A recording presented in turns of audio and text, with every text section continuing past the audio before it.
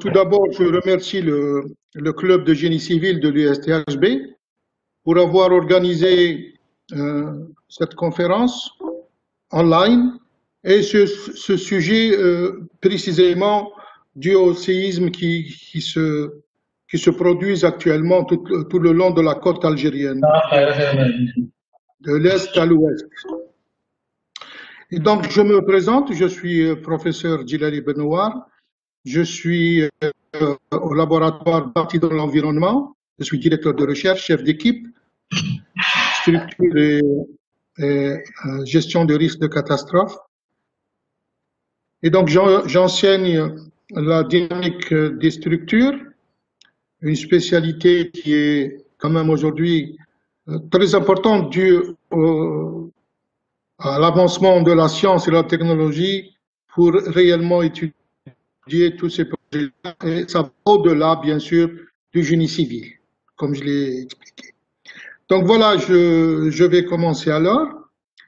Donc, comme je l'ai dit ces jours-ci ou ces derniers mois, nous assistons à la production de tremblements de terre tout le long de la côte algérienne. Bien entendu, ces tremblements de terre ne datent pas d'aujourd'hui. Ils sont venus avant que les Algériens viennent en Algérie, si c'était l'Algérie. Et donc, c'est à nous de les comprendre et pas eux. Simplement, depuis tout le temps, les séismes ont intrigué les gens dans toutes les cultures. J'ai envoyé ce matin un petit livret où il parle par exemple des légendes, comment les gens comprenaient le séisme. Bon, les légendes, c'est le Khorraïfet. Hein. Nous, en Afrique du Nord, on nous disait que la Terre, le globe, il est sur les cornes d'un taureau. Et à chaque fois qu'il change de corne, il y a le tremblement de terre. Ça, c'est le Khorraïfa. Parce que la science, en ce moment-là, n'avait pas d'explication. Pas d'explication. Et dans chaque région du monde, vous pouvez trouver ça dans les légendes du petit livret que j'ai envoyé. Donc, chaque région essayait d'expliquer à la population pourquoi ces tremblements de terre, pourquoi ces vibrations. Est-ce que c'est une punition de Dieu? Mais à vrai dire, il a fallu attendre juste après la Deuxième Guerre mondiale pour commencer ça. Mais avant, un certain professeur de géographie, M. Wegner, lors d'une conférence de géophysique, lui il était géographe, mais il est allé en Suisse, à Berne, pour assister à une conférence de géophysique sur les tremblements de terre. Et qu'est-ce qu'il leur a dit? Il leur a dit que les continents, si on les mettait ensemble, on peut les mettre ensemble. Si vous regardez bien maintenant, vous allez le voir, toutes les côtes, par exemple de l'Afrique et de l'Amérique latine, ils s'emboîtent très facilement. L'Europe et l'Amérique du Nord s'emboîtent facilement. Donc, mais bon, ils leur ont dit, c'est normal, c'est la science. Expliquez-nous, démontrez ça. Comme je l'ai dit tout à l'heure, la séismes n'ont été connus qu'après jusqu'aux années 60, pour dire un peu ce que Alfred Wegener a dit en 1912. Comme je l'ai dit, c'était un géographe. Et il a assisté à une conférence à Berne, en Suisse. Et dans sa présentation, il a montré un peu l'emboîtement des continents. Et donc, les scientifiques lui ont demandé, il faut démontrer tout ça. Mais malheureusement, il n'a pas pu démontrer. Il a montré géographiquement que les bordures des continents pouvaient s'emboîter, comme nous allons le voir rapidement. Voilà. Donc là, c'est la dérive des continents. Il a dit qu'il y a une dérive des continents. Donc, Alfred Wegener, en 1912, il a remarqué comment les continents semblaient s'emboîter. C'était dans cette conférence-là. Mais il ne pouvait pas, c'est le Pangéa, le Pangée, que vous voyez en globe en bleu, noir, tous les continents qui formaient un seul continent, et le Pangée. Mais pour lui, pour le Wegener, il n'a pas pu expliquer géologiquement. Donc, l'idée a été abandonnée. Mais voici un peu cette théorie, avant d'aller au sujet. C'est que le Pangéa est 225 millions d'années. Tous les continents forment seul bloc qui s'appelait le Pangéa. Ensuite, il s'est rompu. Et vous voyez que les continents commençaient à se former. Et donc, nous avons l'Eurasie au nord, le Tétis, la mer du Tétis, et le Gondwana, l'Inde. Ça, c'était en 200 millions d'années. Maintenant, dans la figure de deuxième ligne à gauche, ça fait 135 millions d'années, c'est le Jurassique en géologie. Et donc, vous voyez bien, et vous voyez la petite île ici, c'est l'Inde qui monte de l'Afrique vers l'Asie. Et au Crétacé, 65 millions d'années, en deuxième ligne à droite, vous voyez comment l'Afrique, elle commence à se former, l'Amérique latine, l'Amérique du Nord et l'Euro-Asie. L'Europe et l'Asie formaient un bloc, et vous avez l'Antarctique. Maintenant, aujourd'hui, ce que nous avons aujourd'hui, nous avons l'Amérique latine et l'Amérique du Nord, nous avons l'Afrique et l'Euro-Asie, et nous avons bien sûr l'Océanie et l'Antarctique. Voilà comment ces continents, ils ont été. Mais bon, c'était une théorie, mais il fallait comment trouver ça, comment démontrer. Il a fallu attendre jusqu'à la guerre mondiale, la deuxième guerre mondiale, où les Américains commençaient l'Amérique à gauche sur votre écran et l'Afrique et l'Europe à droite. Et vous avez l'Atlantique, l'océan Atlantique Nord. Et donc, quand ils commençaient à traverser l'océan Atlantique pour aller en Europe, pour lutter contre les Allemands, ils ont remarqué qu'il y a la plus grande montagne du monde, la plus grande montagne du monde, qui s'appelle la Mid-Atlantic Ocean, c'est-à-dire la moyenne ridge atlantique. J'ai oublié le nom en français. Et donc, cette montagne que vous voyez au milieu, c'est une montagne, et là, ils ont commencé à étudier. Après la guerre mondiale, après dans les années 50, ils commençaient à voir ça, ils commençaient à se rappeler de l'idée de Wegener. Et donc, les laboratoires commençaient à étudier, et ils ont commencé. Donc, comment pourrions-nous tester ou vérifier cela, cette dérive des continents? Comment ces continents, et quand on parle de continents, ce n'est pas uniquement 20 km de profondeur, c'est des centaines de milliers de kilomètres. Et donc, voici un peu les limites continentales, ce que nous avons vu. Hein? C'est la même chose. Ensuite, voici la théorie des plaques. C'est quoi la théorie des plaques? Comment on peut la définir? C'est un cadre ou une théorie pour comprendre le réarrangement crustal massif, hein? C'est très profond, qui a eu lieu. Comment les continents ont-ils été déplacés? Quelles sont ces cellules de convection géantes alimentées par un rayonnement dans le manteau? Donc ces forces-là, le problème c'était d'où viennent ces forces pour vraiment causer la dérive des continents, ça veut dire séparer les continents. Séparer les continents. Mais la question se posait aussi, s'il y a séparation de continents, ça veut dire qu'il y a apport de matière, ça veut dire le volume de la Terre augmente, le rayon augmente. Non, le rayon et le volume restaient les mêmes. Donc une nouvelle croûte est créée au niveau des dorsales midi-océaniques, ce que je vous ai montré tout à l'heure, la dorsale midi-océanique, hein, qui était au milieu de l'océan Atlantique, et c'était la plus grande montagne, c'est celle-là que les laboratoires allaient étudier. Et donc voilà les courants de convection qui sont au niveau du manteau, et qui créent un peu ces forces qui poussent ces plaques tectoniques. À gauche, vous voyez une collision, hein, vous voyez une collision. Cette collision-là, elle est la même que la collision entre l'Afrique et l'Europe. Hein, la limite, elle passe par la Méditerranée, on ne sait pas où, personne n'a pu déterminer ça où. C'est une tranche. Donc c'est la collision. Et cette collision, qu'est-ce qu'elle fait chez nous? C'est pour ça qu'il y a des tremblements de terre. La collision, elle crée des montagnes, comme vous voyez sur la figure, hein, des montagnes et des volcans. Donc, chez nous ici, nous avons l'Atlas tellien, il y a la poussée, la collision entre les deux plaques tectoniques. Et au sud de la Méditerranée, nous avons les monts de l'Atlas qui viennent de Agadir et qui traversent l'Atlas télien, qui traverse l'Algérie jusqu'à golfe de Gabès en Tunisie. Et aussi, nous avons les hauts plateaux et nous avons aussi l'Atlas saharien. L'Atlas saharien qui traverse l'Algérie et qui va rencontrer l'Atlas télien en Tunisie. Et donc voilà, côté nord de la Méditerranée, nous avons les Alpes, les montagnes, les Alpes, et aussi nous avons les Pyrénées. Les Pyrénées au niveau de l'Espagne, l'Espagne qui n'est pas un pays européen, il a été comme l'Inde. Si vous regardez la face des Hindous, des Indiens, c'est pas des Asiatiques. Comme je l'ai montré tout à l'heure, mais dommage, bon, je ne peux pas montrer sur l'écran. L'Inde, la péninsule s'est détachée de l'Afrique du Sud. Et elle est montée, montée, montée jusqu'à aller en Inde. Et elle est rentrée sous l'Inde et elle a formé l'Himalaya.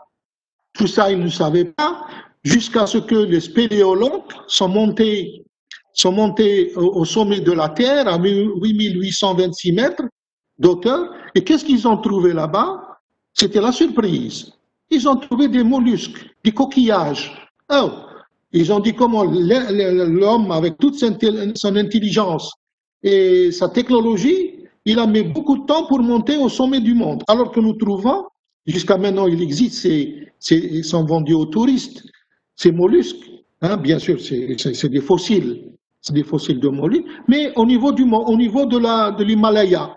Et là, les théories commençaient. Donc, c'était le fond marin que la péninsule indienne a ramené avec elle quand elle est rentrée sous l'Asie. C'est pour ça qu'il y a des tremblements de terre maintenant, parce qu'il y a un frottement des couches au niveau de l'Himalaya, causé par la péninsule indienne. La même chose pour l'Espagne. L'Espagne, vous avez les Pyrénées, la frontière nord espagnole, c'est les montagnes. Parce que l'Inde, comme je l'ai dit, n'est pas un pays européen, elle est venue des Caraïbes, avec les Açores, etc., et Las Palmas, etc. Ils sont venus des Caraïbes et la péninsule ibérique, le Portugal et l'Espagne, sont rentrés sous le continent européen et ils ont fabriqué les montagnes, les Pyrénées. Donc voilà un peu partout, nous allons revenir un peu plus tard. Donc voilà ces convections et vous avez aussi la subduction où vous avez toute une bande qui rentre sous l'autre et vous avez les X là, ce sont des tremblements de terre. Par exemple, au Japon, nous avons ce type-là de subduction où le séisme peut être très profond, mais aussi très grand. Mais c'est pas possible de les comparer aux séismes algériens. Les séismes algériens et californiens sont superficiels. De 0 à 15 km, ils sont très dangereux, même s'ils sont petits, ils sont très dangereux. Et donc vous avez la deuxième partie, c'est l'élongation, c'est l'expansion. Donc dès qu'il y a expansion, il y a formation nouvelle de la croûte. De la croûte, et bien sûr, vous avez la création de volcans à droite, hein, vous avez les volcans, etc. Donc voilà, donc Wegner, si vous voulez, il était juste. Donc les étagères ou bien les contours continentaux conviennent. Maintenant, on va chercher dans la preuve glaciaire, dans l'ère de glace en Afrique et en Amérique du Sud. La géologie, nous allons voir quels sont les fossiles pour les plantes et les animaux en Afrique et en Afrique du Sud, en Europe et en Amérique du Nord, à Madagascar et en Inde. Comme nous avons dit, l'Inde s'est déplacée, s'est détachée de l'Afrique du Sud. Le paléomagnétisme, les points chauds, là où il y a le tremblement de terre, c'est les épicentres. Et bien sûr, maintenant, avec les GPS, on peut déterminer exactement comment les continents sont en train de bouger. Voici, si vous voulez, le continent, voici l'Afrique, etc., à un moment donné, et voici en bas l'Antarctica, avec l'Inde. Regardez l'Inde où est-ce qu'elle était, hein, l'Australie, et vous voyez tout ce qui est blanc, c'est l'ère de la glace, donc l'ère glaciale. Maintenant, si on va aujourd'hui, qu'est-ce qu'ils ont cherché dans la paléontologie? ils ont cherché les glaces parce que la Terre, elle conserve la mémoire, elle a une mémoire. Donc, si vous voyez l'Amérique latine, le sud de l'Amérique latine, hein, vous voyez le sud de l'Afrique et vous voyez l'Inde. L'Inde qui monte encore, qui rentre sous l'Himalaya, qui crée des... Mais l'Australie aussi, qui va vers le Japon, etc. Donc tout ce qui est blanc, vous voyez, c'est les mêmes aires glaciales. Elles étaient en Amérique latine, elles étaient en Afrique du Sud et en Inde. Et donc ça, c'est une preuve que aussi les continents étaient tous ensemble. Bon, bien sûr, il y a translation et rotation, mais voilà la situation aujourd'hui. Maintenant, concernant la géologie, que ce soit en Amérique du Nord avec l'Europe, ou bien, vous voyez bien ici le Groenland, vous voyez l'Angleterre où est-ce qu'elle est, elle n'était pas à l'Europe, l'Angleterre était vers l'Amérique du Nord, et donc elle a poussé vers la dérive des continents. Et donc vous voyez l'Afrique du Sud, tout ce qui est jaune là, c'est des géologies, hein, des géologies correspondantes entre, par exemple, l'Amérique et l'Afrique, et entre l'Amérique du Nord. Donc c'est une deuxième preuve comme quoi les continents étaient assemblés. Maintenant, nous allons voir l'âge des roches. L'âge des roches. Donc voilà la dorsale mid-océanique. Hein? La dorsale, bon, je ne peux pas la montrer ici. La dorsale mid-océanique, elle est à droite, après l'Amérique latine, en Hongrie. Donc elle est au milieu, c'est ça la plus grande montagne du monde. Et qu'est-ce qu'ils ont fait des scientifiques? Bien sûr, vous avez la légende en bas, mais pour l'explication claire, ils ont commencé à prendre des échantillons. Des échantillons à partir du centre de cette dorsale océanique et aller vers l'Afrique jusqu'au continent. La même chose du centre de la dorsale océanique jusqu'à l'Amérique latine. Et qu'est-ce qu'ils ont retrouvé? Ils ont retrouvé plus, on s'éloigne de la dorsale océanique du milieu, les roches étaient plus âgées, plus anciennes. Et au fur et à mesure, jusqu'à on arrive aux côtes africaines et aux côtes de l'Amérique latine. Et en retrouvant le même âge en Afrique des roches et le même âge en Amérique latine. Ça veut dire que ces roches-là, à un moment donné, ont été créées au niveau de la dorsale océanique. Donc il y a une expansion de l'océan Atlantique, hein, de 2 ou 3 cm par an. Et bien sûr, vous voyez en haut ce petit point, l'île, c'est l'Islande, hein, qui s'agrandit tout le temps, mais d'ici 1 million d'années, elle va être le supercontinent plein de ressources où l'humanité va immigrer vers l'Islande. Donc voilà pour les roches. Donc ils ont pris les roches du centre jusqu'à l'Afrique et du centre jusqu'à l'Amérique latine. Ils ont comparé, ils ont daté avec le carbone 14, etc. Hein? Et maintenant pour les animaux, la même chose. Ils ont trouvé des fossiles. Hein? C'est les mêmes animaux qui vivaient en fonction du temps qu'ils s'éloignaient dans les deux plaques tectoniques. Donc en Afrique, on avait cet animal-là, le même qu'en Amérique latine. Ce sont des fossiles de plusieurs animaux qu'ils ont trouvés de part et d'autre dans les deux continents. Donc j'ai montré uniquement ces deux, mais c'est la même chose au nord. La même chose, je n'ai pas montré là pour les plantes, mais exactement, ils ont trouvé les mêmes fossiles de plantes, entre les deux continents. Aussi, il y a le paléomagnétisme. Paléo, ça veut dire ancien. Et comme la paléosismicité, par exemple, où nous allons dans la terre faire des tranchées et retrouver des tremblements de terre qui se sont passés, ça fait 2 millions, 3 millions d'années. Ici, pour le paléomagnétisme, qu'est-ce qu'on fait? Ils ont pris les roches, et vous savez, quand la roche naît, elle a un magnétisme, le nord magnétique. Et donc elle le garde. Quand elle se refroidit, elle garde la même direction. Elle ne change pas. Donc toutes les roches, ils ont pris des échantillons pour mesurer un peu le magnétisme, pour voir sa direction. Des roches, sur toute la partie, vous voyez sur la figure 1, hein, en haut, à gauche, Et donc, vous avez ces magnétismes, ces directions de magnétisme, les mêmes sur les roches en fonction qu'on s'éloigne de la dorsale médio-océanique. Et donc, vous voyez, voilà les types les couleurs montrent un peu la direction, et on voit que la direction du magnétisme de ces roches-là était le même quand ils sont nés. Et donc, ça, c'est une autre preuve pour la théorie des dérives des continents que Alfred Wegener n'a pas pu justifier. Donc, voilà maintenant les séismes précédents. Donc, tout ce qui est noir, ce sont des séismes, et on voit bien le dessin de certaines plaques. Si vous regardez le Pacifique, tout autour, hein, et au milieu, il n'y a pas beaucoup. Si vous regardez entre l'Amérique centra-américaine et africaine, au milieu, vous avez la dorsale. Et en haut, vous avez cette petite île, c'est l'Islande. Hein. Et donc, vous voyez les tremblements de terre au niveau de la Méditerranée. Et on peut dessiner maintenant, avec un stylo, le contour de ces plaques, ce qu'on appelle les terres de feu.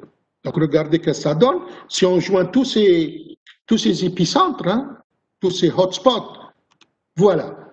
Voilà. Et si vous regardez, ici c'est le Pacifique, et ici c'est la dorsale médio-océanique. Et donc, vous regardez l'Afrique, donc la plaque africaine n'est pas le continent africain. C'est plus, il va dans la mer, dans l'océan.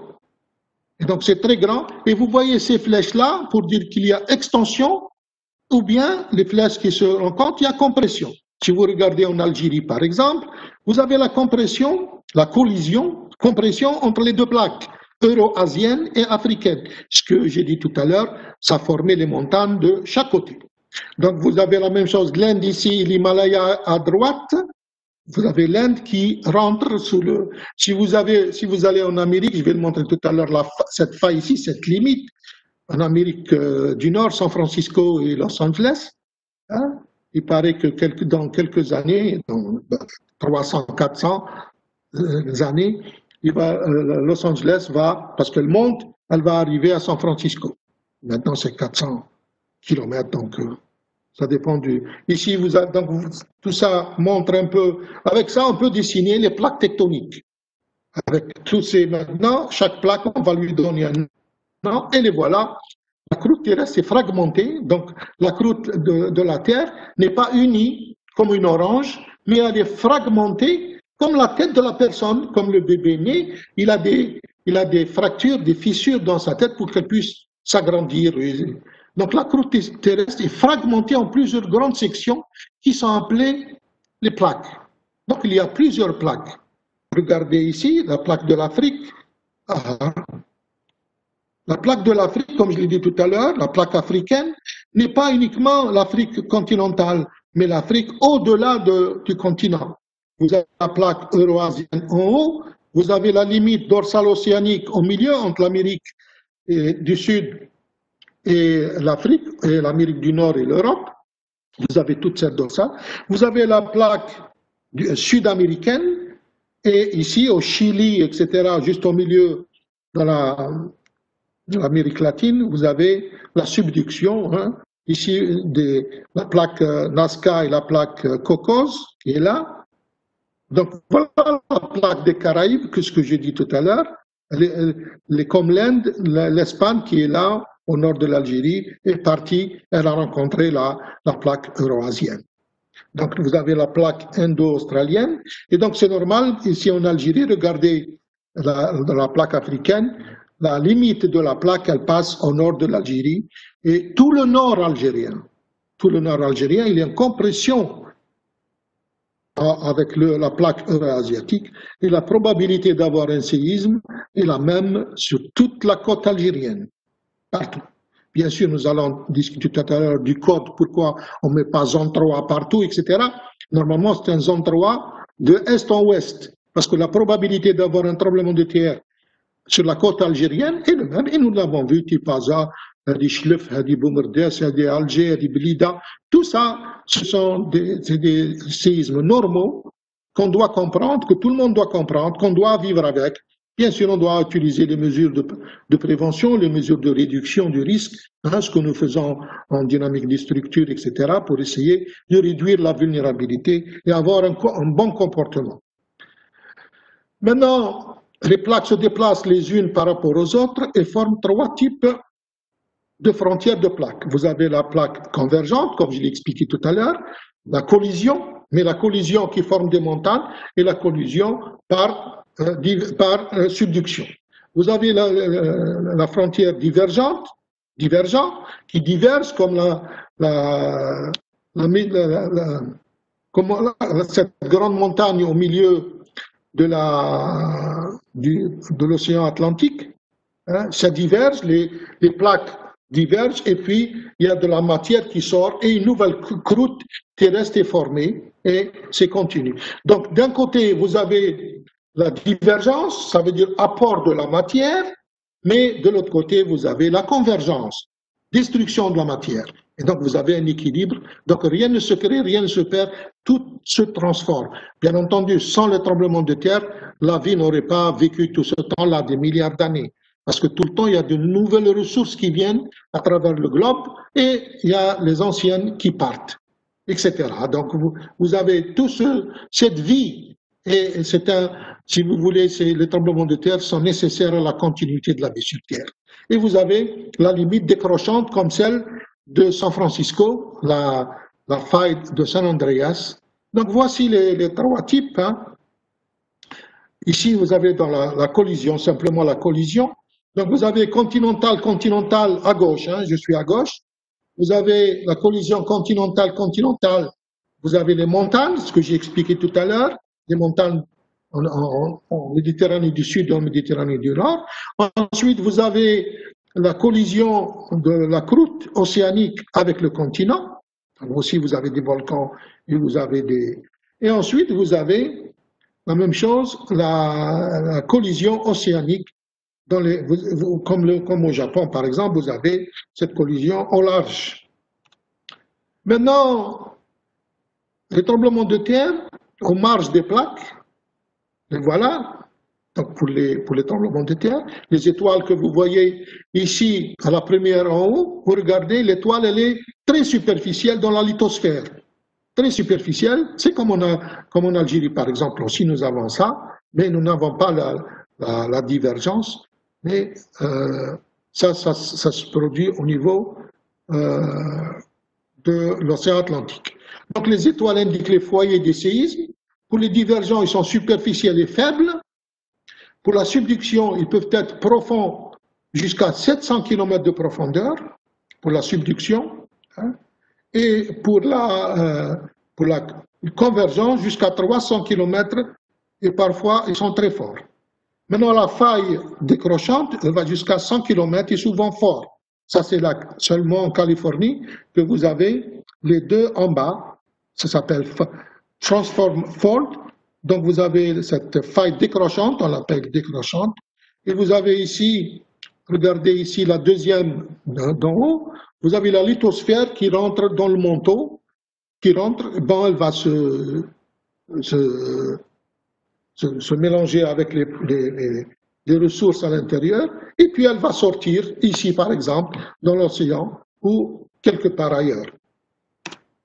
Voici la faille de San Andreas. Elle fait plus de 1400 km, comme je l'ai dit tout à l'heure. Voici Los Angeles et San Francisco. Vous avez un glissement entre les deux plaques, parce que ça c'est la limite. Et maintenant, Los Angeles, elle monte vers San Francisco.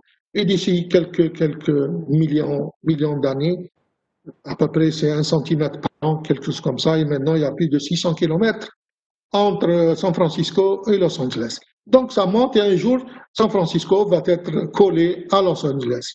Vous voyez à droite, un peu, c'est visible parce que c'est des grands séismes, comme le séisme de 1906 à San Francisco, qui a détruit la ville de San Francisco.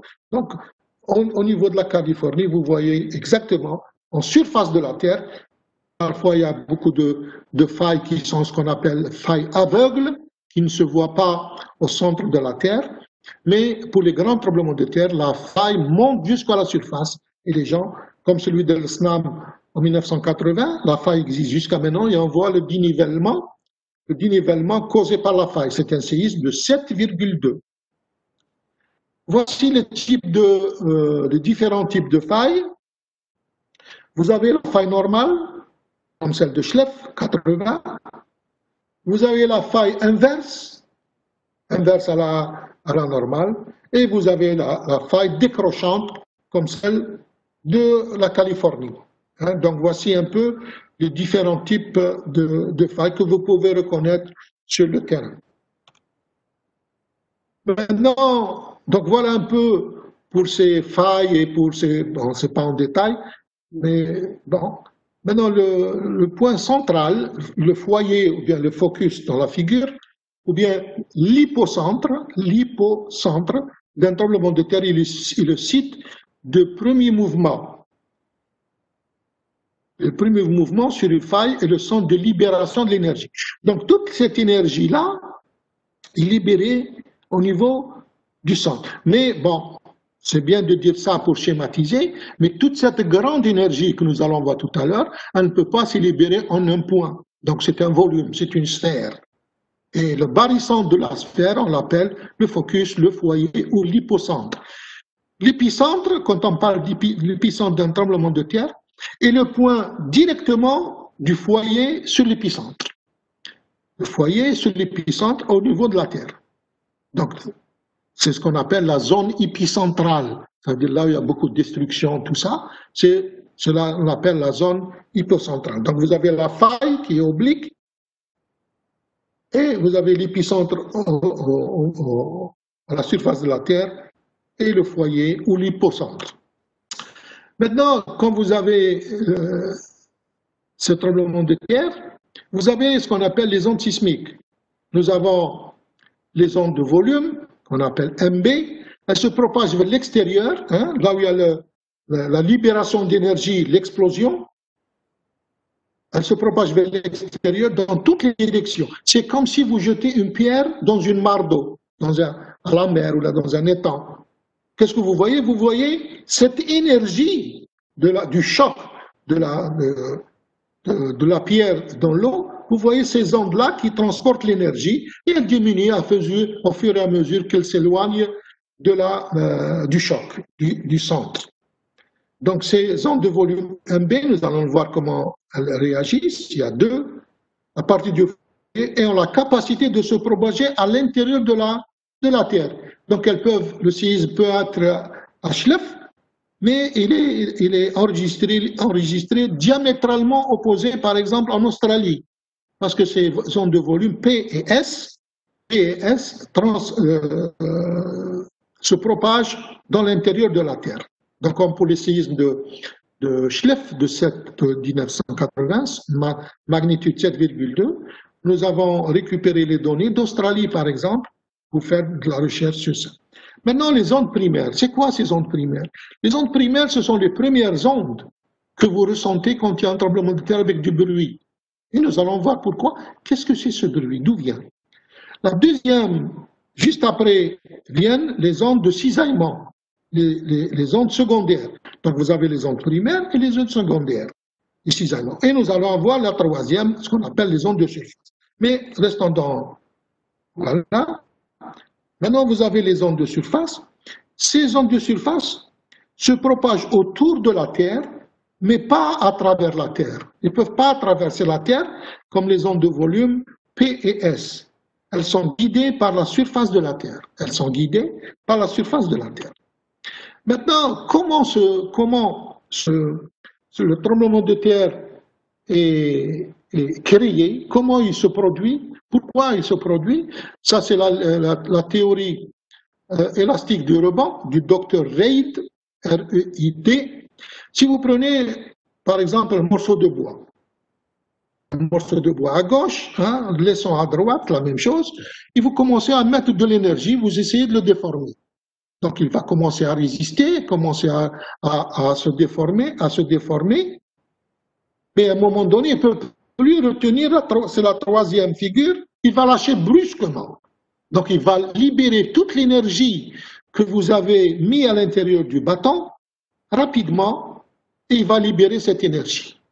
C'est exactement la même chose. Nous avons vu les courants convectifs, de convection, et donc ils créent des pressions dans la Terre pour ces roches, et ces pressions augmentent, c'est pour ça qu'on parle de période de retour des tremblements de terre. Hein. Par exemple, il y a des tremblements de terre qui reviennent tous les 100 ans. Les petits tremblements de terre reviennent, on va voir tout à l'heure le tableau, par exemple, tous les 2 ans, d'autres toutes les 20 minutes, etc. Donc voilà comment le tremblement de terre il est créé. C'est une pression qui est créée sur la roche. Pardonnez-moi, je vais brancher mon...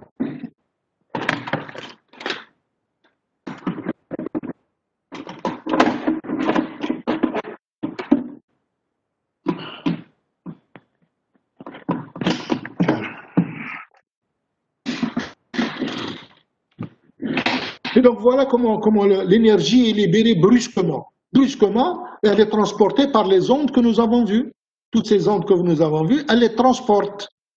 Et elles vont toucher des régions, elles vont aller jusqu'à 200. Pour l'engineering, pour le génie civil, c'est des séismes qui sont moins que 200 km, 250 km, doivent être tenus en compte. Comme le séisme de Schlepp de 1980, il a causé des dégâts à Alger. Et donc, il est à peu près à 200 ou 300 km de la capitale et il a touché. Donc, le séisme de Boumerdès 6,8 aussi, il a été ressenti loin de Tizo à l'est et jusqu'au nord.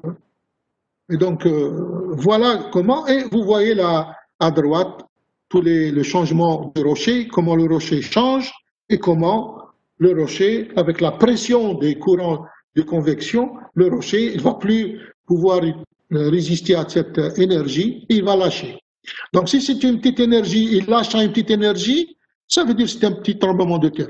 Mais il y a des roches qui demandent beaucoup d'énergie.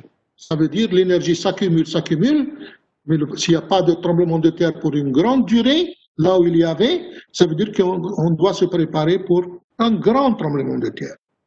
Donc voici les types de volumes, d'ondes. Vous voyez les P-waves, les ondes P de volume. Regardez comment elles se propagent. Vous avez la compression et la dilatation. C'est le bruit que vous entendez des matériaux qui cassent par compression ou qui cassent par dilatation, par tension. Donc elle avance et c'est pour ça que nous mettons des langrines, etc. C'est parce que les langrines ne se calculent pas. Comment vous allez calculer une langrine et un tirant en même temps? Et donc on met des langrines par prescription constructive. Et donc, vous avez compression, tension, et à l'avance, on va voir la vitesse. La même chose, à droite, vous avez les ondes S secondaires que nous avons vues, c'est le cisaillement. Donc, regardez un peu la période, la longueur d'onde. Hein. Imaginez que vous avez une construction, et un poteau, il est dans le creux de la vague de l'onde, et l'autre, il est sur le sommet. Donc, imaginez comment votre bâtiment va aller se déformer. Et pour ça, il faut raidir les fondations, soit par un voile périphérique et les langrines. Maintenant, en bas, nous avons les ondes de surface. Vous avez deux types d'ondes de surface. Vous avez les ondes de Love. Regardez comment elles font. Hein? Et nous avons les ondes de relais.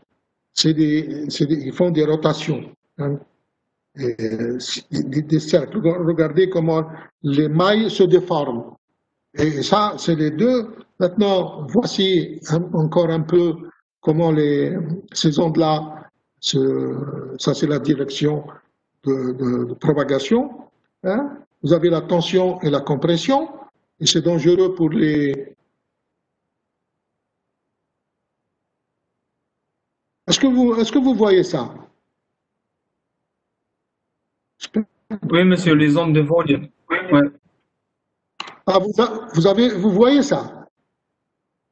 Oui, on voit. Oui. Ok. En bas, vous avez les ondes S et vous voyez comment elles se déplacent, comment elles se propagent. Et ça, toujours dans votre tête, qu'est-ce qui se passe avec quand ces ondes viennent, arrivent dans un bâtiment? Ils touchent les fondations. Donc, ce n'est pas le tremblement de terre qu'on ne sait pas ce que c'est. C'est ce qu'on connaît, peut-être il y a d'autres que les gens ne connaissent pas, on ne connaît pas encore. Mais voici les ondes P et les ondes S, comment ils vont affecter le bâtiment. Donc, voici les ondes P, traction, compression. Hein. Regardez qu'est-ce qu'elle fait au bâtiment. Hein. Ensuite, vous avez les ondes S, les voilà.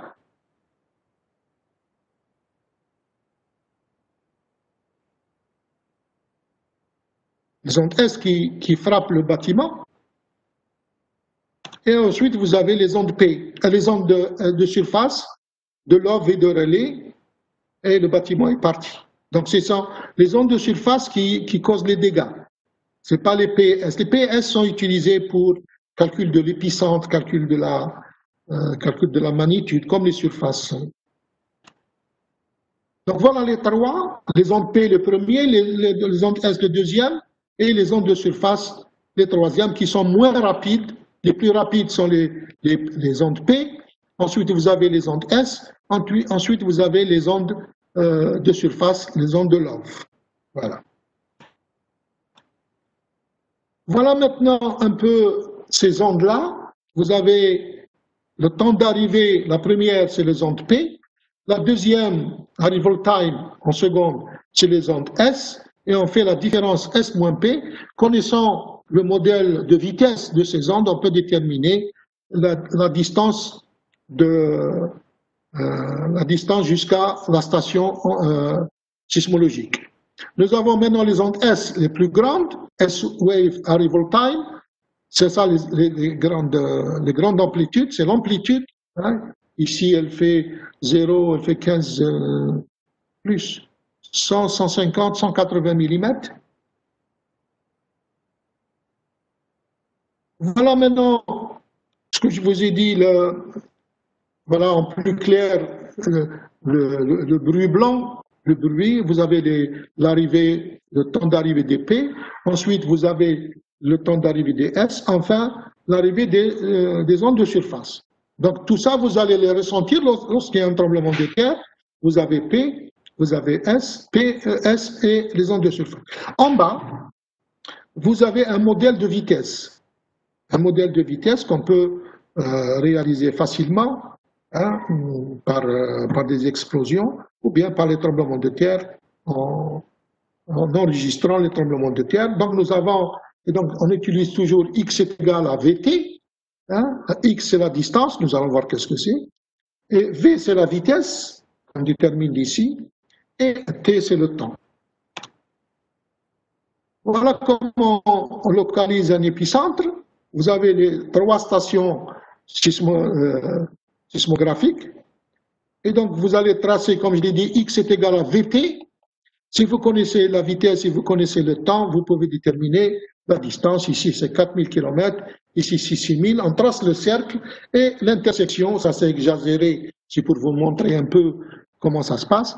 Vous tracez, après avoir calculé x1, x2, x3, de x est égal à vt, vous tracez les cercles et bien sûr, l'intersection ici c'est parfaite, comme je l'ai dit, c'est pour montrer un peu, ce n'est jamais un point, donc c'est une surface. C'est une surface qu'on appelle la zone épicentrale, Maintenant, la mesure du Richter que vous voyez toujours sur les journaux, bien sûr on ne l'utilise plus maintenant. Bien sûr, c'est la première, elle a été créée en 1935 par Richter à Pasadena, en Los Angeles. Donc, elle est utilisée pour mesurer la force, l'énergie libérée. La magnitude est un chiffre. La magnitude est seule parce qu'elle donne l'énergie, une seule énergie libérée. Énergie totale libérée et qu'on n'en parle plus.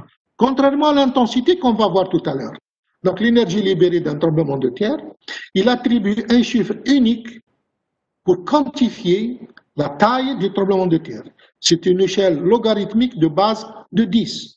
Voici, on va l'appeler, elle est appelée ML. Le L, ça veut dire local, magnitude locale.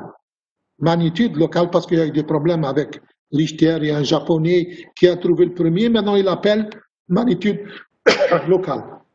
Mais comme je l'ai dit, on ne l'utilise plus parce qu'elle se sature à 7. À 7, même s'il y a un grand problème, c'est une asymptote, log A sur A0. Je vais expliquer qu'est-ce que c'est. Et donc, elle est asymptotique et à 7, elle se sature. Donc, on ne l'utilise plus. On a essayé. Maintenant, aujourd'hui, ce qu'on utilise en science, c'est le moment magnitude MW qui n'est pas saturable. A, comme je l'ai montré tout à l'heure, c'est l'amplitude, ça c'est de l'ordre à base de 10. Et A0, c'est la calibration. Donc voici la calibration par rapport à des expériences. Moins 1 log de 0. R, c'est la distance épicentrale. Et voilà comment vous calculez la magnitude de Richter, qui n'est pas utilisée. Bien sûr, elle est utilisée par la presse, pour les journaux, pour le grand public simplement. Là, voilà, si vous voulez, voici la distance. Voici l'amplitude. Et ce graphe-là, donné par les Allemands, elle vous donne... Oui. Vous m'entendez? Oui, monsieur, oui, monsieur. Non, parce que je pensais que vous parliez. Non. Donc, voilà comment on peut calculer. Vous avez au milieu, comme on l'a vu tout à l'heure, les ondes P, les ondes S, ensuite les ondes de surface. Et l'amplitude maximale, c'est 23 mm. Et donc, si soit vous les calculez avec log de A sur A0, soit vous rentrez dans ce tableau-là, et vous avez, donc vous avez la magnitude. Voici ces magnitudes. Magnitudes de 1 à 3, généralement, ne sont pas ressenties, mais elles sont enregistrées. Même les magnitudes 0, les magnitudes négatives pour les gens qui travaillent dans le nucléaire, etc., pour les magnitudes nucléaires, une magnitude négative, parce que log de A sur A0 peut être négatif, c'est que petite énergie, elles sont enregistrées. Mais pas par les centres de surveillance des tremblements de terre, comme on le fait ici au CRAG en Algérie. De 3 à 4, souvent ressentis, mais seulement dommages mineurs, donc des petits dommages. Un dommage, le nom, tremblement de terre, à 3 millions par an. On a 100 par jour. Deuxième, c'est 50 000 tremblements de terre par an. De 3 à 4. De 4 à 6, 15 000. C'est dommage léger au bâtiment. 6,1 et 6,9 peut être destructif jusqu'à une distance de 100 km de l'épicentre, 120 par an. De 7, les séismes majeurs peuvent causer sérieux dommages dans les grandes surfaces. Donc, des zones épicentrales très grandes, il y a à peu près 5 par an. Et 8 et plus, c'est des grands séismes. Il peut causer de sérieux dommages dans les zones éloignées de plusieurs kilomètres. Donc, à peu près, il y a un par an. Maintenant, tous ces magnitudes, quand on les voit comme ça ne veut pas dire grand-chose pour nous. Mais maintenant, si je vous donne l'équivalence entre magnitude et énergie, l'énergie libérée, soit pour nous, on va mettre les TNT, regardez. Regardez la magnitude, la relation magnitude-énergie. Log de E est égal à 12,4 plus ms. Ms, c'est la magnitude déterminée par les ondes de surface. Si on voit par exemple Mila, qui était de 4,9 à peu près 5, regardez combien? 199 tonnes de TNT pour créer l'impact de Mila. Maintenant, si vous avez, par exemple, magnitude 1, c'est 6 onces, c'est à peu près 18, 20, 100 grammes de TNT. Donc, c'est une petite explosion dans un site de construction, comme vous les construisez, et vous utilisez le TNT. Pour la magnitude 1,5, vous avez 2 pounds, ça veut dire à peu près 1 kg. Magnitude 3,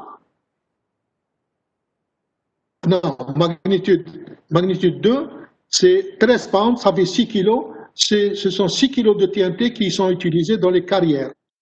Donc, dans les carrières, comme pour le ciment, pour les roches, pour détruire les roches, etc. Maintenant, 4, c'est 6 tonnes de TNT, c'est une petite bombe atomique. Petite bombe atomique. 5,5, c'est le tremblement de terre de 1944 en Italie, 500 tonnes. Le séisme de 7, comme ça s'est passé, plus encore, SNAM c'est 7,2. 7, c'est 199 000 tonnes de TNT. C'est la même chose que ce qui s'est passé à Ashlef en 80. Maintenant 8, c'est le séisme de San Francisco en 1906, c'est 6 270 000 tonnes de TNT. 8,5, c'est le séisme d'Anchorage en Alaska en 1964, où il a créé le tsunami à Hawaï. Il fait 31 550 000 tonnes. Le 9, il fait 199 millions de tonnes de TNT. Vous voyez que le travail de l'ingénieur génie civil n'est pas facile pour équilibrer ces forces de la nature. Parce que ce qu'on fait, nous, pour les bâtiments, c'est d'essayer d'équilibrer ces forces qui sont de la nature, qui sont très grandes, très, très, très grandes. C'est pour ça que, jusqu'à aujourd'hui, que ce soit aux États-Unis ou au Japon, qui est considéré comme l'un des pionniers du génie parasismique, et que ces laboratoires consomment beaucoup de milliards de dollars, eh bien, regardez 2011, qu'est-ce qui s'est passé? Le tremblement de terre, le tsunami et la radioactivité. Donc, on n'est pas encore à la fin de cette recherche. Maintenant, pour l'intensité, avant d'aller vous expliquer un peu, la mesure des tremblements de terre, il y a deux mesures. Il y a une mesure magnitude, une seule valeur par tremblement de terre, parce qu'avant, il n'y avait pas. Et regardez ici pour l'échelle d'intensité, qui a 12 échelles, 12. Et donc, si un séisme se produit au Japon, un autre en Amérique, on ne peut pas les comparer. On ne peut pas, parce que ici, vous avez des descriptifs des constructions. Les constructions au Japon, en Algérie, aux États-Unis ne sont pas les mêmes. Donc, vous ne pouvez pas comparer. Mais ce que vous pouvez comparer, les séismes, que ce soit au Japon, en Algérie, en Amérique, n'importe où, c'est l'énergie, la quantité d'énergie libérée. Et cette quantité d'énergie, comme on l'a vu, c'est une magnitude. Magnitude qui est égale à log de A sur A0 à l'amplitude, ça veut dire le déplacement du sol. Et donc, la magnitude, il faut bien comprendre, c'est une seule valeur, c'est une mesure de source d'énergie, là où l'énergie est libérée. Donc, un seul chiffre. Mais l'échelle d'intensité, elle est subjective. Ça dépend si vous avez des maisons très vulnérables comme Mila, eh ben vous allez avoir 8, 9. Pour le même séisme, pour la même quantité d'énergie, si vous venez vers Alger, peut-être c'est 3 ou 4. Pourtant, c'est la même quantité d'énergie. Donc, ça dépend. Les destructions, les dommages ne dépendent pas uniquement de l'énergie libérée de la magnitude. Bien sûr, ils dépendent de plusieurs autres facteurs. Comme vous connaissez, ils dépendent de la fréquence, ils dépendent du sol. Est-ce que le sol est bon? Est-ce que les sols sont stables? Est-ce que les sols ne sont pas stables? Toutes ces choses-là. Mais donc, c'est pour ça qu'il y a cette intensité et on va donner à chaque partie une certaine intensité en fonction du comportement du sol, en fonction de la construction, du type de construction. Est-ce qu'elle est chaînée, elle n'est pas chaînée? Est-ce que c'est du bon sol? Est-ce que c'est pas du bon sol? Est-ce qu'elle est chaînée? Est-ce qu'elle n'est pas chaînée? Est-ce qu'il y a des langrines? Est-ce qu'il n'y a pas de langrines? Est-ce que le code a été appliqué ou non appliqué? Est-ce que la construction a été appliquée avant ou après le code? Quand est-ce qu'elle a été appliquée? Toutes ces questions-là doivent être vérifiées. Donc l'échelle de Mercalli, elle comporte 12. Donc la première, c'est personne ne la sent. L'échelle 2, les gens peuvent la sentir s'ils sont au repos ou bien dans un étage supérieur. Donc ça, je ne l'ai pas en français, mais je dois l'avoir. Et donc voilà, donc 12, donc tout est détruit. Si on arrive à l'intensité 12 de Mercalli, nous ici, on utilise MSK.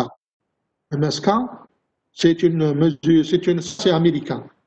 C'est Mercalli, ça fait ça pour les Américains. Nous ici en Algérie, on utilise MSK pour les ingénieurs et les sismologues parce qu'ils ne savent pas qu'est-ce que c'est. Ils utilisent toujours MMI. Mercalli, Modified Mercalli Intensity. Nous, on utilise MSK, Medvedev, Sponhauer et Karnik. Ce sont deux Russes et un Tchèque qui, en 1964, ont créé l'échelle européenne avec les caractéristiques européennes, bien sûr. Donc, voici les résultats de l'aléa sismique. Ça, je l'ai fait en 1996. Et vous voyez à gauche, vous avez la légende. Vous voyez là où se trouve à peu près Mila, en gris, jaune, c'est à peu près l'accélération, c'est 300 cm par seconde au carré. Bon, pour Mila, cette fois-ci, on ne sait pas. On n'a pas encore, le CRAG n'a rien donné encore. Il doit avoir des sismographes là-bas. La même chose que le CRAG. Le sujet, c'est le CRAG, mais ils n'ont rien publié encore. On attend ce qu'ils publient un peu pour voir quelle est la fréquence et quelle est la magnitude réelle de ce, parce qu'ils peuvent la corriger, etc. Parce que si vous rentrez dans les sites américains, le site français EMSC, avec European Seismology Center, Mediterranean Center, on peut trouver la valeur après correction, bien sûr. Et donc, vous avez ici toutes les accélérations en centimètres par seconde au carré. Donc, voici, si vous regardez Mila, où est-ce qu'elle est? Elle est sismique, Mila. C'est la zone 2A. C'est la zone 2A. Oui, c'est la zone 2A. Elle est entre Sétif. Sétif, il est sismique. Et Djidji est sismique. Il y a eu en 1928 un grand tremblement de terre avec des tsunamis. Hein? Et donc, Mila est sismique. Donc, il n'y a pas à s'étonner. Tout le monde sait que Mila est sismique comme Sétif. Il est bien sur la carte en 2A. Zone 2A. Je ne vois pas pourquoi les gens s'étonnent et disent pourquoi il y a un séisme. Non, c'est normal. Il est classé déjà et là, sa magnitude, elle est bonne. Donc 2A, voilà, 2A, vous avez la zone ici. Hein, c'est les coefficients qu'il faut tenir compte. Ça dépend des groupes d'usage, des bâtiments qu'il faut tenir compte dans le calcul. Mais on ne sait même pas les bâtiments qui sont tombés, s'ils ont été calculés ou non. Maintenant, si on parle de pathologie, ça c'est le séisme de Boumerdès. Donc c'est toutes les constructions en Algérie, à peu près c'est les mêmes à partir d'une certaine période. Regardez ces bâtiments, ils sont très vulnérables, très vulnérables. Donc ce n'est pas uniquement Mila, ici encore c'était un 6,8, c'est beaucoup. Et il y a eu ces destructions. Donc mais regardez les aciers dans la figure à droite, en haut, regardez ces tuyaux, comment ils sont faits, regardez les poteaux courts, les planchers, les étages souples, et donc ça veut dire qu'il y a un sous-dimensionnement de ces constructions, ou bien elles sont trop vieilles, qu'il faut démolir, il faut renouveler le patrimoine construit. Hein? Donc voilà un peu Boumerdès, ce qui n'est pas très différent de Mila. J'ai montré ça pour vous montrer, il n'y a pas que Mila. Il y a Boumerdès, il y a Alger, il y a Oran, il y a Mascara, il y a Timouchent, il y a, je ne sais pas, toutes les villes algériennes, il y a Blida. Oui. Maintenant, le séisme de Blida, ces deux séismes interviennent une semaine après. Ça veut dire qu'il y a eu une première secousse. Si vous rentrez dans le site du CRAG, vous allez trouver les signes prémonitoires. Le 1er août, dans la wilaya de Mila, dont l'épicentre avait été localisé à Sidi Marouane. Bien sûr, quand on dit Sidi Marouane est grand, il y a toujours l'incertitude parce que le modèle de vitesse n'est pas absolu. Et donc, il y avait des résidences qui avaient été fissurées au niveau de la vieille ville. Ça veut dire là-dessus, ils n'ont pas été calculés. Et le vendredi 7 août, deux séismes de magnitude 4,9 à 7h15 du matin et 4,5 à 12h13. Ça veut dire le premier a détruit et le deuxième a complété, ce qu'on appelle une accumulation des dommages. Donc vous ne pouvez pas dire qui a détruit le plus. Le deuxième, il a cumulé, il a encore renforcé.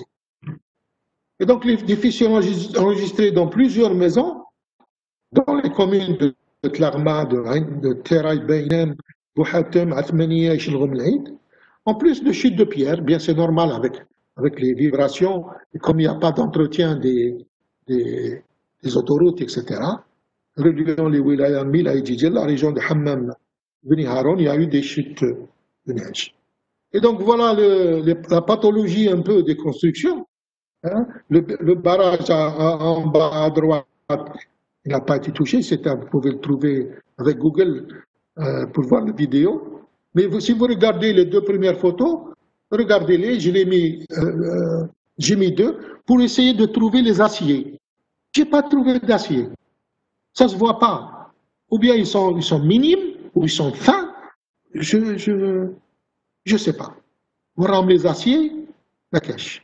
Et avec du béton, ils pensent ramener un maçon pour construire du béton. C'est-à-dire les gens veulent se faire tuer, sans ingénieur, sans rien. Déjà avec l'ingénieur, c'est difficile parce qu'on ne connaît pas beaucoup de choses. Sur ces séismes, sur le comportement sol, interaction, sol, structure, etc. C'est difficile. Et donc vous voyez ici en bas à gauche, vous voyez le sol un peu. Moi, je dirais qu'il y a eu, parce que cette maison-là n'est pas tombée pour le tremblement de terre. Elle est tombée après la grande fissure. Ça veut dire qu'il y a des glissements de terrain. Regardez ici la chaussée, comment elle a fléchi. Et donc, la dégradation de la surface par glissement de terrain, ça veut dire que ce séisme a causé, ainsi, il a déclenché un glissement de terrain. Ce n'est pas le séisme qui a détruit, ce n'est pas la force. C'est honteux, un 4-9 qui détruit tout ça. Non, on va dire, c'est pas le séisme, parce qu'ils vont le dire, bon, arrêtez. Depuis très longtemps, les gens maîtrisent les séismes modérés, petits, hein, jusqu'à 6, ils les ont maîtrisés maintenant. Mais celui-là, il a déclenché un glissement de terrain. Ça veut dire que le site lui-même, peut-être, il est mal choisi. Il est au sommet d'une colline parce qu'il y a toute une dégringolade des bâtiments. Donc voilà un peu regardez ces destructions. En haut, vous avez, ça se voit que c'est le sol parce qu'un 4-9 ne peut pas faire monter une faille visible. Il faut des grands tremblements de terre, sinon les failles restent. C'est un petit tremblement de terre, 4-5, 4-9, petit. Et donc vous voyez ce glissement de terrain et les roches ici dans l'autoroute. Et donc, ce séisme-là, c'est un cumul. C'est comme au Japon en 2011, vous avez le tremblement de terre, le tsunami et la radioactivité. Ici, nous avons le séisme, nous avons le glissement de terrain et bien sûr les destructions. Donc, si vous regardez en bas, si vous regardez cette villa, bien sûr, on peut dire, regardez le sol près de la villa, ça veut dire le sol a impacté beaucoup sur la construction. Comme je l'ai vu tout à l'heure, comme on l'a vu tout à l'heure avec les ondes de volume, P, S, etc. Nous avons vu avec les compressions de traction et avec le cisaillement, qu'est-ce qu'ils peuvent faire pour ces bâtiments. La photo du milieu, regardez un 4-9, qu'est-ce qu'il peut faire? Ça veut dire cette maison avec un petit vent, que ça rend. Ça veut dire que ce n'est pas le séisme, c'est le type de construction et le sol, la rupture du sol. Même chose pour la figure numéro 3. Donc voilà, j'ai terminé.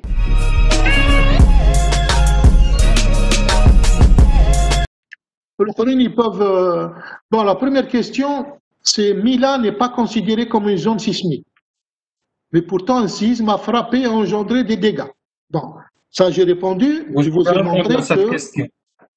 Oui. Hein, j'ai répondu dans la conférence. Voilà, oui. Deuxième question, est-ce que le classement des zones sismiques sera à revoir pour un nouveau classement par le CGS? Ou bien il garde le même? Moi, je pense qu'il garde le même parce que c'est un petit tremblement de terre.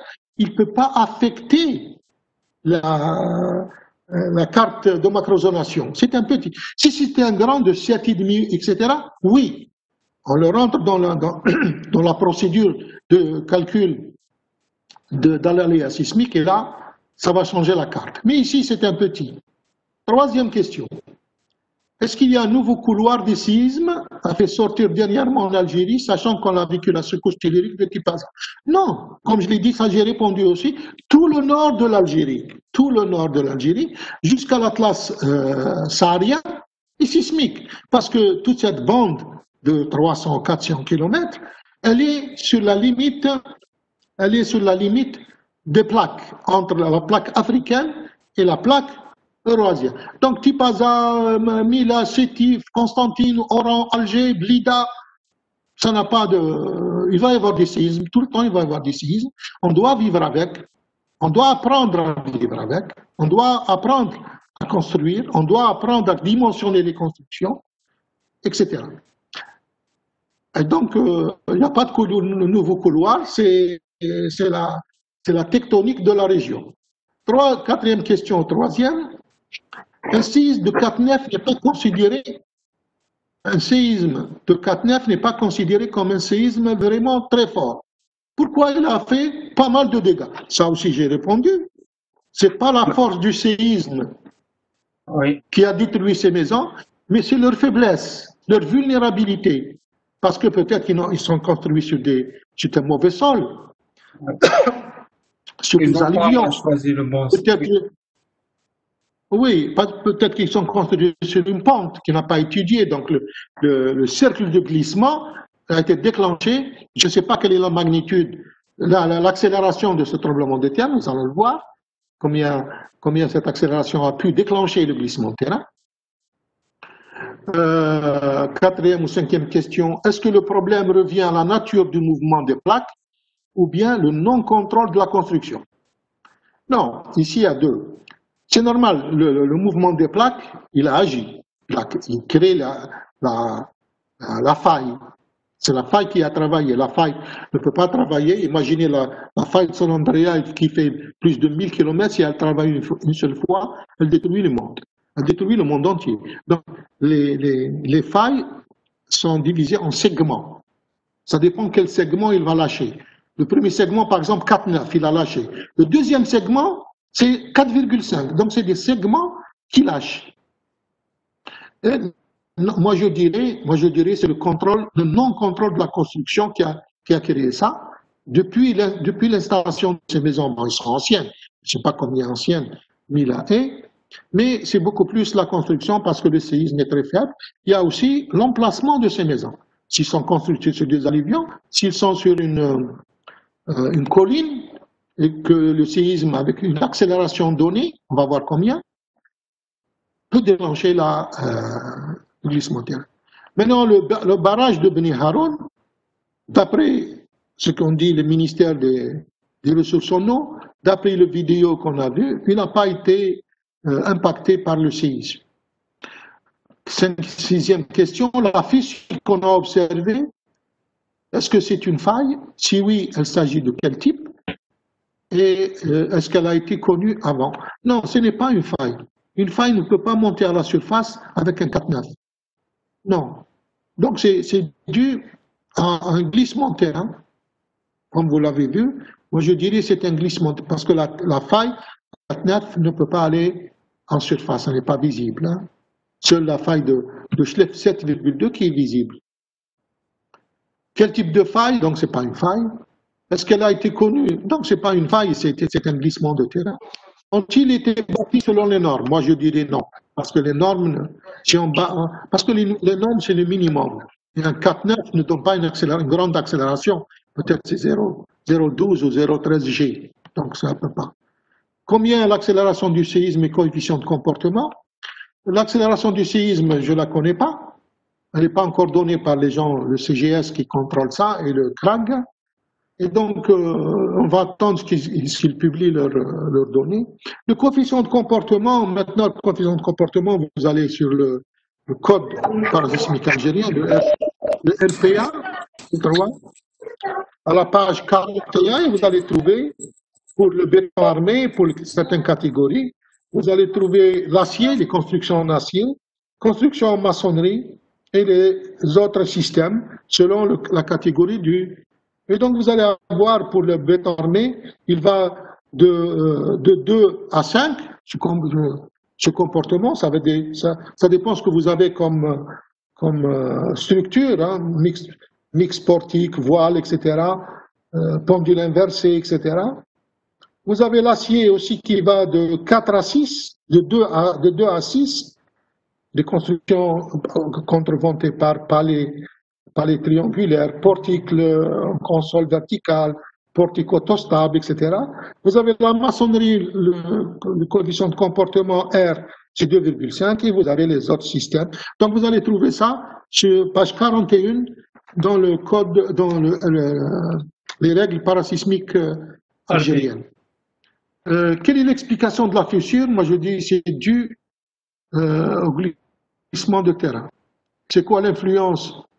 Bien sûr, si les fondations sont touchées, il y a un déséquilibre de la construction et elle peut tomber. Quelle est la cause de ce phénomène? C'est le sol. Hein. Comment on peut résoudre le danger? C'est pas de démolition, de destruction.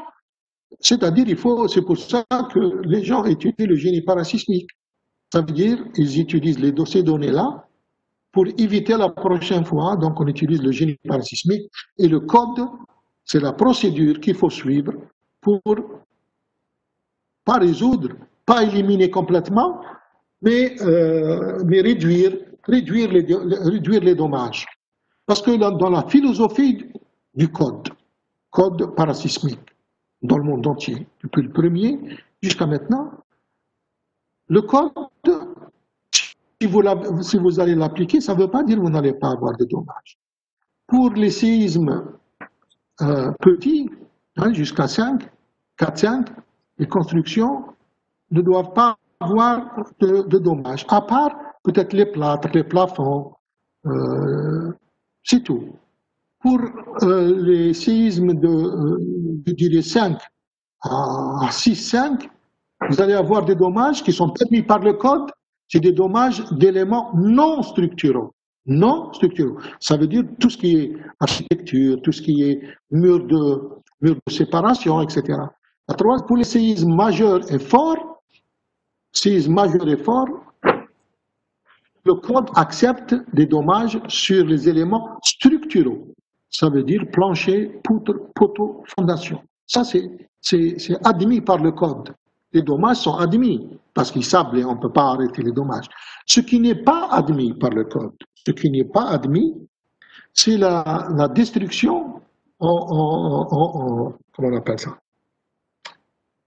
En millefeuille. C'est-à-dire les planchers tombent l'un sur l'autre comme Bomerdes. Ça, ce n'est pas accepté par le code et donc les gens qui ont construit ce bâtiment, ils vont aller à la justice. C'est la seule manière que le code n'accepte pas.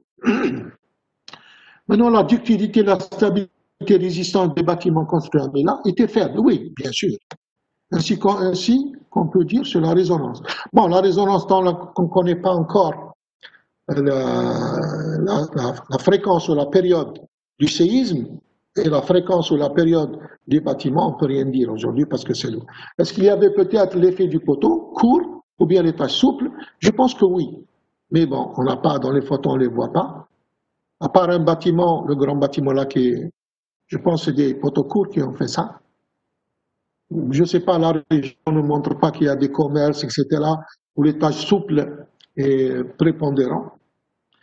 Et donc voilà ce que j'ai comme question. Maintenant, si vous avez d'autres questions. Oui, monsieur. Enfin, il y a des questions dans les messages. Je vais les lire. Voilà. Dans les messages. Oui. Wafa, elle dit, l'action sismique peut-elle créer un angle de séisme par rapport aux axes X et Y? C'est oui. Comment on les déduit? Et est-ce qu'il a une influence sur le comportement dynamique?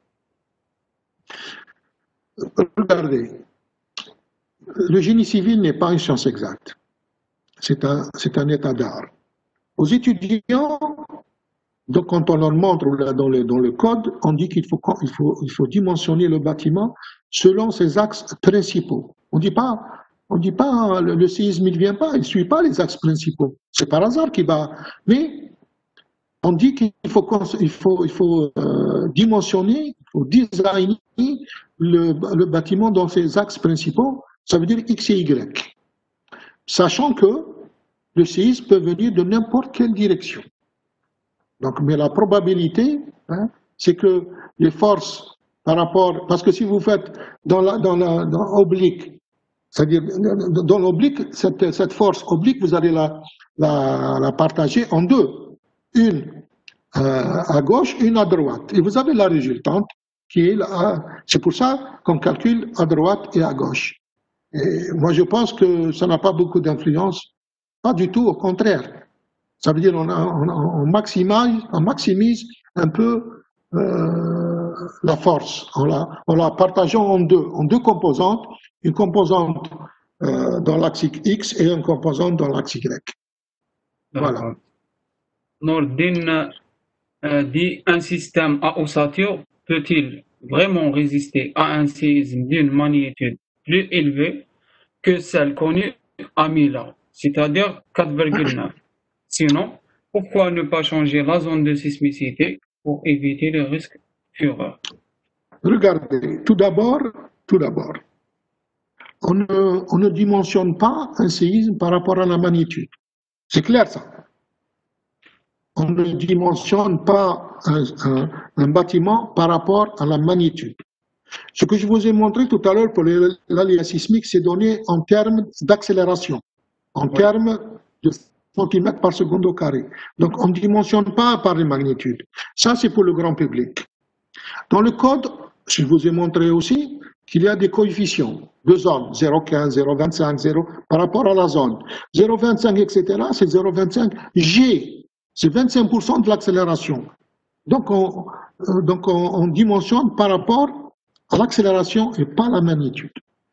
Donc maintenant, la recherche se fait parce qu'ils pensent que c'est la vitesse du déplacement de sol qui crée les dégâts.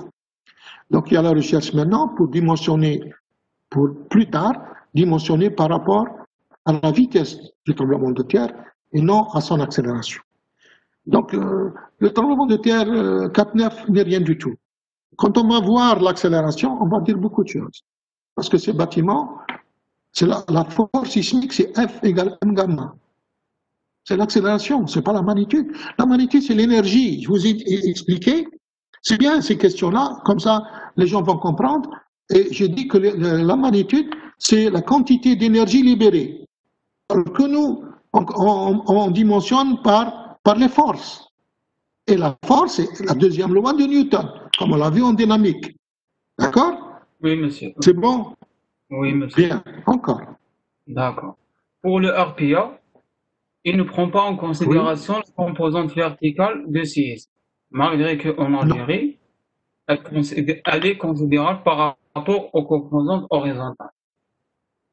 Non, chauffe. Dans le monde entier, on prend uniquement les deux composantes nord, sud, est, ouest, ça veut dire dans les axes principaux, horizontales. Maintenant, pour l'accélération verticale, la composante de l'accélération verticale, il y a eu un grand problème au Japon, à Kobe, en 1995, où la composante verticale était très grande. Et elle a soulevé beaucoup de bâtiments et détruit beaucoup. Maintenant, pour le calcul, généralement, on prend 0,7 de la plus grande. 0,7 de l'accélération la plus grande, soit dans l'axe XX ou horizontal dans les nord, sud ou est, ouest. Mais généralement, on prend pas, généralement, elles sont faibles. Je n'ai pas connu de séisme là où la composante horizontale, à part le séisme de Kobe et un séisme en Californie en 1945 ou quelque chose, où il y a eu l'accélération verticale supérieure à G. Quand on dit supérieure à G, ça veut dire les rochers, les blocs, les gros blocs montent dans le ciel. Montent dans le ciel. C'est-à-dire la gravité vers le haut. Elle a dépassé la gravité. On va terminer avec cette question. Est-ce qu'il existe un plan ou visant à sensibiliser les citoyens algériens vis-à-vis des protocoles à suivre lors d'un éventuel séisme? Ah oui. Oui. La protection civile, elle a un plan. Pardon. La protection civile a un plan, le CGS a, le CRAG a. Et ils ont tous les plans. Mais simplement, maintenant, on ne peut pas tout le temps. Il y a aussi dans les sites web. Quand il y a un séisme, ils font ça. Mais maintenant, ils pensent à introduire ça dans les écoles. Dans les écoles primaires, secondaires, lycées, parce qu'il y a plus de 9 millions d'écoliers ça veut dire plus que le quart de la population algérienne, plus leurs enseignants. S'ils sensibilisent ces gens-là, donc eux, ils vont sensibiliser leurs parents. Euh, du moins que, bon, ce n'est pas facile parce qu'à travers le monde aussi, mais peut-être que comme le Japon par exemple, quand on circule dans une ville, on trouve des plaques. Qu'est-ce qu'il faut faire en cas de séisme? Où est-ce qu'il faut partir? Est-ce qu'il faut rester? Ça dépend. On se trouve dans un parc, au niveau de l'autoroute, au niveau de la route, sur une dans une voiture. Tout ça, c'est donné. Et dans le livret que je vous ai envoyé, il y a dans ça, il y a beaucoup de mesures de protection et de prévention que vous pouvez voir. Vous l'avez reçu, non? Oui, oui, je vais le partager avec tout le monde après. Voilà, partagez avec les gens qui sont intéressés.